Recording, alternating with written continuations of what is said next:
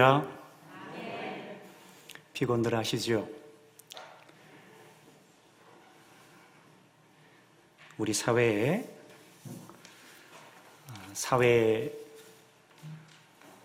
경제적인 부분에 있어서 미래를 예측하는 그런 여러 기관들이 좀 많이 있습니다. 그러한 기관들 중에 아주 세간에 잘 알려져 있는 책이 한 권이 있는데 그 책이 트렌드 코리아라는 책이 있습니다.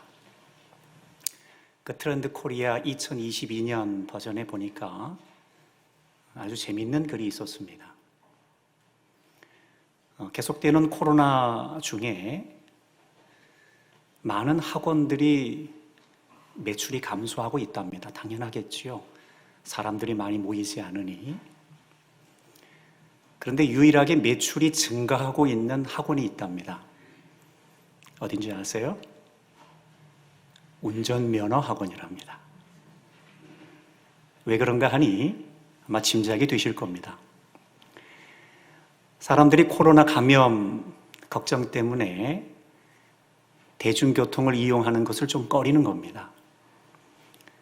그러다 보니 대중교통을 이용하기보다는 자기들이 집에 있는 자동차를 이용하든지 아니면 이번 기회에 자동차를 구입을 해서 안전하게 어디든 좀 이동을 해야 되겠다 하는 생각으로 면허증을 구입하고 따고 그리고 차를 구입하는 일들이 많아지게 되었다는 것이죠.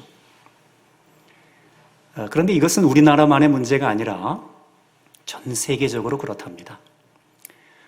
전 세계적으로 차를 구매하지 않은 사람들을 대상으로 설문조사를 했답니다. 그랬더니 차를 구매하지 않았던 3분의 1에 가까운 30% 이상의 사람들이 이번 코로나로 인해서 내가 새로운 차를 구입할 계획을 가지고 있습니다. 라고 대답을 했답니다. 이 글을 보면서 저는 한 가지 재미있는 사실을 발견했습니다. 그건 뭐냐면 방법이 바뀌고 있다는 겁니다. 그러니까 우리의 욕망과 욕구는 변하지 않는데 우리의 방법은 무언가 자꾸 변하고 있다는 것이죠. 그러니까 사람들이 무언가 먹고 마시기를 원하는 욕망과 욕구는 변하지 않습니다. 그리고 우리 사람들이 누군가를 만나고 싶어 하는 욕망과 욕구도 변하지 않습니다. 그리고 우리 사람들이 어디든 가고 싶어 하는 욕망과 욕구도 변하지 않습니다. 그러나 다만 방법이 변할 뿐입니다. 무언가를 사기 위해서 코로나 시대에 맞게 방법이 변화되었고 어딘가를 가고 싶은 마음에 가려고 애를 쓰다 보니 코로나 시대에 맞게 방법이 변화되기 시작했다는 것이죠. 그게 우리가 살고 있는 지금 시대의 모습입니다. 욕망과 욕구는 그대로 있는데 방법이 변화되고 있다는 것이죠.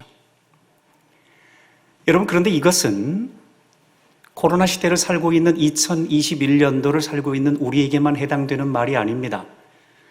오늘 본문의 이스라엘 백성들도 그랬습니다. 이스라엘 백성들의 욕망과 욕구는 그대로였습니다. 그런데 그들의 방법이 변화되기 시작했습니다. 과연 그들에게 어떤 일이 일어났던 것일까요?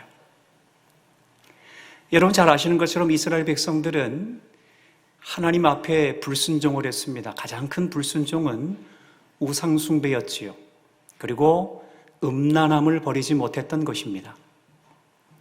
우상숭배와 음란함을 버리지 못했던 이스라엘 백성들은 결국 멸망을 당하게 되었습니다. 우리가 잘 아는 것처럼 바벨론의 느부갓네살 왕에 의하여 이스라엘 백성들은 크게 멸망을 당했습니다. 멸망을 당하고 나서 이스라엘 백성들은 모두가 다 바벨론의 포로살이로 끌려가게 되었습니다. 여러분 얼마나 안타까운 일입니까? 민족 전체가 포로로 끌려간 겁니다. 여러분 우리나라가 일제 식민 지배를 받을 때를 생각하면 잘 이해가 되지 않습니까? 나라와 민족을 잃고 언어도 잃고 문화도 잃고 가족도 잃은 채로 모든 것을 버리고 포로 식민 지배를 받게 된 겁니다. 그런데 이스라엘 백성들이 바벨론의 포로로 끌려가고 나서 거기서 영원히 살 줄을 알았는데 그렇게 되지는 않았습니다. 70년 만에 다시 본국으로 돌아올 수 있게 되었습니다. 그것이 가능했던 것은 하나님의 은혜 때문이었지요. 이스라엘 백성들의 죄를 생각하면 죄가 너무 커서 너희들 계속 바벨론의 포로로 좀 있어야 되겠다. 너희들 죄를 보니 계속 바벨론의 포로로 끌려 잡혀서 너희들 고생 좀 많이 해야 되겠다. 이렇게 하는 것이 당연한 것인데, 그러나 하나님은 이스라엘 백성들의 죄를 용서하기로 작정하시고 그들을 다시 그 노예에서 빼내주신 겁니다. 그리고 그들을 본국으로 돌아갈 수 있는 은혜를 베풀어 주신 겁니다. 여러분, 이 말씀을 보면서 제가 깊은 은혜를 깨달았습니다. 여러분 아시는 것처럼 우리 사람들의 죄는 하나님의 은혜보다 크지 않습니다. 여러분 잘 아시는 것처럼 우리가 아무리 많은 죄를 지어도, 우리가 많은 죄악 가운데서 헤매고 있어도 우리를 그 죄에서 능히 건져내실 수 있는 분이 바로 우리 하나님이십니다. 여러분, 그런데 중요한 게 있습니다. 우리가 짓는 죄를 주목하게 되면 우리는 기도할 수 없게 됩니다. 그러니까 하나님의 은혜를 경험할 수 없게 된다는 것이지요. 자꾸만 죄를 주목합니다. 내가 지었던 죄를 자꾸 주목합니다. 내가 과거에 이런 죄를 지었지, 기도하려고 하면 그때마다 생각이 납니다. 기도가 안 되는 거예요. 죄를 회개하고 나서 이제 똑같은 죄를 저지르지 말아야지 결단을 했는데 또 똑같은 죄를 짓는 나의 모습을 봅니다. 그러면 하나님 앞에 너무 부끄럽습니다. 하나님, 내가 죄를 회개했는데 또 똑같은 죄를 지었어요? 저 같은 사람도 하나님 용서해 주시나요? 그리고 겨우겨우 마음을 진정하여 죄를 주목하지 않고 하나님의 은혜를 생각하려고 애를 씁니다. 그런데 시간이 지나서 또 죄를 짓지요? 그럼 또 죄를 주목하게 됩니다. 그러면 기도가 안 되는 겁니다. 자꾸만 반복되는 죄를 주목하게 되면 우리는 기도할 수 없는 사람이 되어서 하나님의 은혜 앞으로 나아갈 수가 없게 되는 것입니다. 그러게 우리는 무엇을 주목해야 되냐면 하나님의 은혜를 주목해야 됩니다. 그 하나님의 은혜가 누구입니까? 하나님의 은혜 되신 예수 그리스도라는 것입니다. 여러분, 예수님께서는 우리의 죄를 위해 십자가에 달려 죽으셨습니다. 예수님께서 달려 죽으신 십자가에 죄가 예외되는 것은 아무것도 없습니다. 여러분이 과거에 어떤 죄를 지었던, 여러분이 과거에 얼마나 음탕한 죄를 지었던, 여러분이 과거에 얼마나 거짓말스럽고 사람들에게 눈물을 쏟게 하는 죄를 지었건, 여러분들이 얼마나 과거에 사람들을 힘들게 했건, 어떤 죄도 예외가 되지 않습니다. 그 모든 죄를 지고 그 모든 죄를 예수님의 십자가 앞에 고백하기만 하면 하나님의 은혜 되신 예수 그리스도의 보혈의 피로 우리의 모든 죄가 깨끗하게 씻겨지게 될 줄을 믿습니다. 사랑하는 여러분, 그러기에 여러분이 짓는 죄, 여러분이 과거에 지었던 죄를 주목하지 마세요. 그 죄까지도 용서해 주시는 하나님의 은혜인 예수 그리스도만 생각하십시오. 그러면 여러분들은 담대함을 얻게 되어서 다시금 기도의 자리로 나아가게 될 줄로 믿습니다.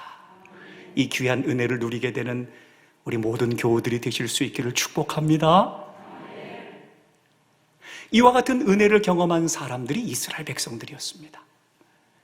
이제 이스라엘 백성들은 본국으로 돌아왔습니다. 그리고 이제 그들은 정신을 차리기 시작했습니다. 마음이 분주해지기 시작했죠. 야, 이제 우리 이래서 안 되겠다. 우리 이제 교훈 얻었지? 우리 포로로 끌려갔다가 이제 우리 어떻게 신앙생활 해야 되는지 알았지? 이제 우리 돌아왔으니까 제일 먼저 성전 건축하자. 우리 바벨론에 공격당해서 무너지고 쓰러졌던 바벨론의 그 예루살렘 성전 우리 다시 회복하자. 그래서 이스라엘 백성들은 돌아오자마자 얼마 안 있어 예루살렘 성전을 복원하기 위해서 애를 썼습니다. 그런데 이게 웬일입니까? 예루살렘 성전을 회복하려고 하는데 주변의 이방 민족들이 방해하기 시작합니다. 방해하다가 결국 성전 건축이 스탑됩니다. 그게 몇 년이 되었나요? 1년, 2년, 5년, 10년, 16년이 지났습니다. 여러분, 16년이 지나는 동안에 이스라엘 백성들의 신앙이 변화되지 않았을까요? 신앙이 약해지지 않았을까요? 처음에 돌아왔을 때는 야, 이제 우리 한번 해보자. 야, 이제 우리 열심히 신앙생활 해야 돼. 라고 의기양양하게 돌아왔는데 16년 동안 성전 건축이 스탑돼 있으니 그들의 마음이 흔들리지 않았을까요? 그들의 신앙에 위기가 찾아왔습니다. 사랑하는 성도 여러분, 우리 신앙의 위기가 언제 찾아오는 줄 아세요? 우리 신앙의 위기가 찾아오는 것은 딱 한 가지입니다. 기도를 잃어버렸을 때입니다. 기도를 잃어버리게 되면 신앙의 슬럼프가 반드시 찾아옵니다. 신앙의 위기를 맞이하게 됩니다. 여러분, 우리 하나님께서는 우리에게 약속하셨지요. 예레미야를 통해서 너는 내게 부르짖으라. 내가 내게 응답하겠고 내가 알지 못하는 크고 비밀한 일을, 은밀한 일을 내게 보이리라. 여러분, 이게 기도입니다. 여러분, 기도는 주님의 능력을 경험하는 겁니다. 너는 내게 부르짖으라. 주님이 우리에게 명령하셨지요. 그리고 약속하셨어요. 너 부르짖으면 내가 내게 응답할게. 그리고 내가 알지 못하는 크고 은밀한 일을 내게 보여줄게. 여러분, 이게 하나님께서 우리 믿는 하나님의 자녀들에게 주신 축복권이에요. 축복권. 여러분, 그런데 우리의 신앙이 변질되고 우리의 신앙이 약해지게 되면 이 축복권을 잃어버립니다. 기도하지 못하게 되는 거예요. 왜 기도하지 못하게 되는 줄 아세요? 사람들의 소리에 귀를 기울이게 되기 때문입니다. 사람들이 교회를 비난합니다. 사람들이 믿는 성도들을 비판합니다. 사람들이 그리스도인의 행동에 손가락질을 합니다. 나와 친한 사람들이 교회에 대해서 비판과 비난을 하게 됩니다. 여러분, 그러면 우리는 사람인지라 그 사람들의 말에 우리의 마음이 흔들릴 수밖에 없습니다. 그러면 우리는 그 사람들의 말을 듣고 우리의 신앙도 흔들리게 됩니다. 그리고 우리가 유지해야 되는 기도조차도 아무것도 아닌 양 생각하게 되는 것이지요. 여러분, 그런데 그것이 그 사람들의 들리는 소리일까요? 아닙니다. 그것이 바로 영적인 싸움입니다. 사람들의 소리를 통하여서 어둠의 권세인 마귀는 하나님의 자녀들을 흔들어 놓는 겁니다. 기도하지 못하게. 마귀는 믿는 사람들의 축복권을 빼앗기 위해 애를 쓰고 있습니다. 우는 사자와 같이 삼키를 자를 두루 살펴보고 있는 것입니다. 기도하지 마라. 기도하지 마라. 기도하지 마라. 여러분, 사람들이 하는 이야기, 사람들이 말하는 비판의 소리들은 사람들의 의견일 뿐입니다. 그냥 그 이야기는 우리가 받아들여야 되고 받아들이지 않아도 되는 것입니다. 그러나 우리가 마귀의 싸움에서 지게 되면 우리는 거기에서 영적인 싸움에서 지게 됩니다. 그럼 우리는 어느 순간인가 우리의 신앙에 하나님께서 새겨놓으신 하나님의 말씀들이 서서히 사라지기 시작한다는 것이지요. 여러분, 그러나 하나님께서는 우리에게 분명히 약속하셨지요. 너는 내게 부르짖으라, 내가 내게 응답하겠다. 너는 내게 부르짖으라, 내가 알지 못하는 크고 은밀한 일을 내게 보이리라. 사랑하는 여러분, 바라기는 우리 교우들이 아무리 신앙의 위기가 찾아와도 하나님께서 우리에게 약속하여 주신 기도의 축복의 권세를 놓치지 않는 하나님의 자녀의 놀라운 특권을 유지하는 축복의 백성이 되시길 주님의 이름으로 간절히 축원합니다. 축복권을 놓치지 마세요. 축복권을. 자, 이렇게 신앙의 변화가 생긴 이스라엘 백성들, 그러다 보니 이들에게 변화가 나타나기 시작했습니다. 이들의 방법이 변화되기 시작했습니다. 이스라엘 백성들의 욕망과 욕구는 그대로입니다. 그들의 욕망과 욕구는 조금 더 배부르기 위해서 노력을 합니다. 무언가를 더 많이 소유하여서 더 많이 만족하기 위해서 애를 쓰고 있습니다. 그리고 그들은 더 많은 돈을 벌어서 돈자루에 돈을 넣기 위해서 열심히 돈을 벌고 있습니다. 그들의 욕망과 욕구는 변함이 없습니다. 그러나 그들의 방법이 변화되고 있습니다. 여러분, 여기서 오해하지 마십시오. 이스라엘 백성들이 하나님을 예배하는 방법을 취하지 않았다, 이 소리가 아닙니다. 여러분, 이스라엘 백성들은 바벨론 포로를 통하여서 굉장히 귀한 진리를 하나 알았습니다. 그게 뭐냐면, 하나님 없이는 안 되겠구나. 하나님 없이는 안 되겠구나. 이건 알았습니다. 그런데 이들의 예배의 방법이 바뀌기 시작했습니다. 하나님께서 이들에게 원하시는 예배의 방법은 너희들 무너진 예루살렘 성전 건축 다시 해서 하나님 앞에 순전한 예배를 드리도록 해라. 이게 하나님 원하시는 겁니다.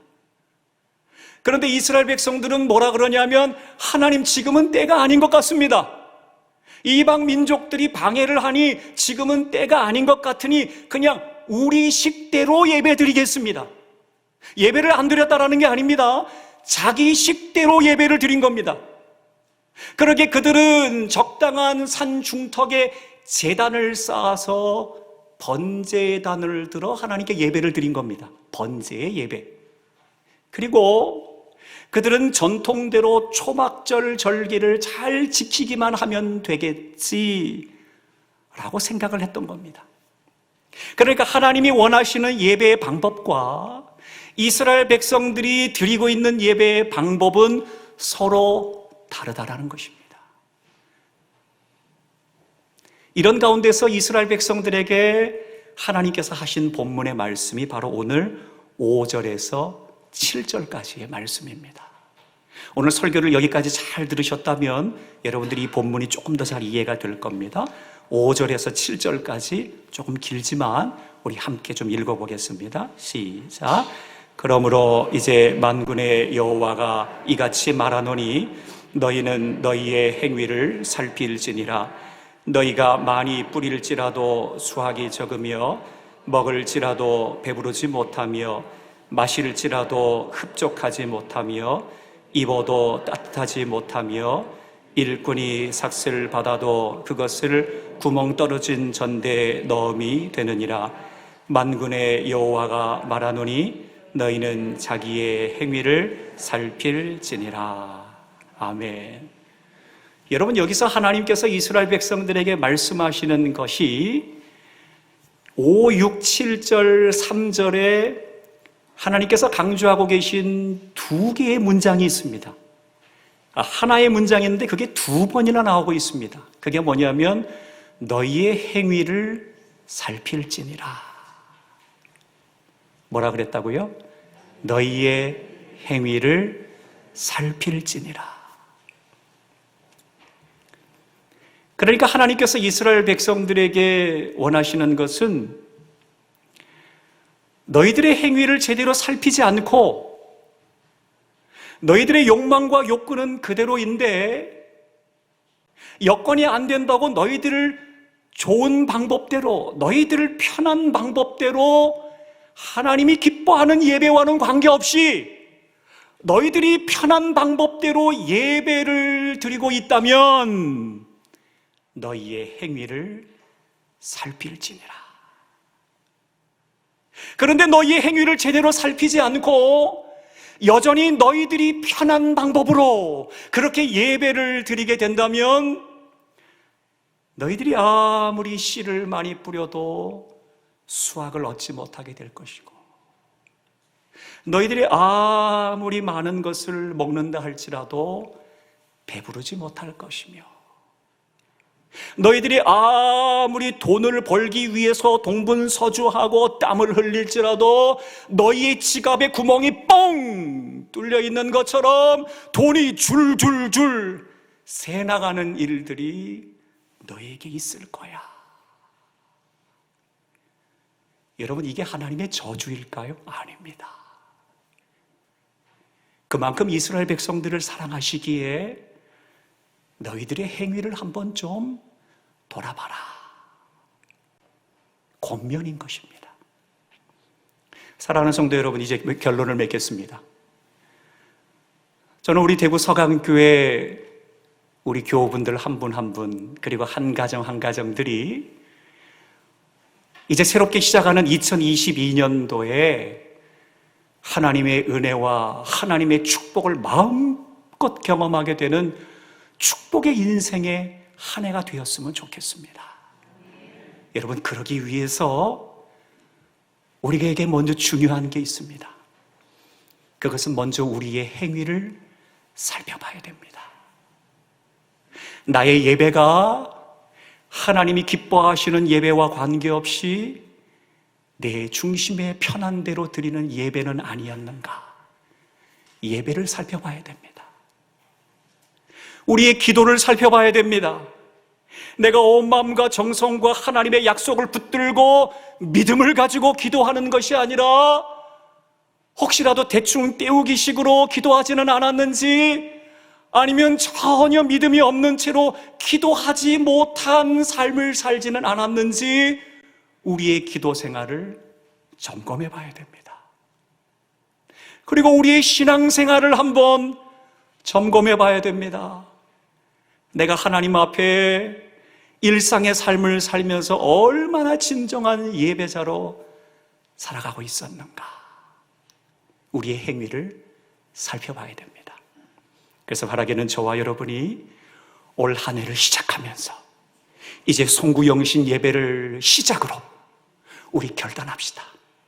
주여, 내 마음을 다시 한번 돌이키고 나의 행위, 하나님을 향한 내 마음의 중심의 행위를 다시 한번 살펴보겠습니다.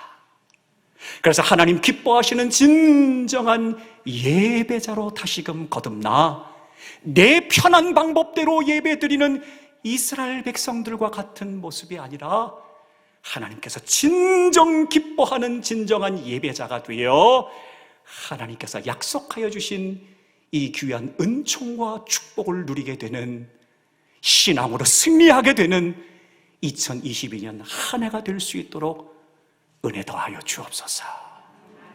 그렇게 주의 은총을 경험하며 축복의 한 해를 살게 되는 저와 여러분, 그리고 여러분의 가정, 여러분의 자녀들, 여러분의 자손들 모두가 다 되실 수 있기를 우리 주님의 이름으로 간절히 축원합니다.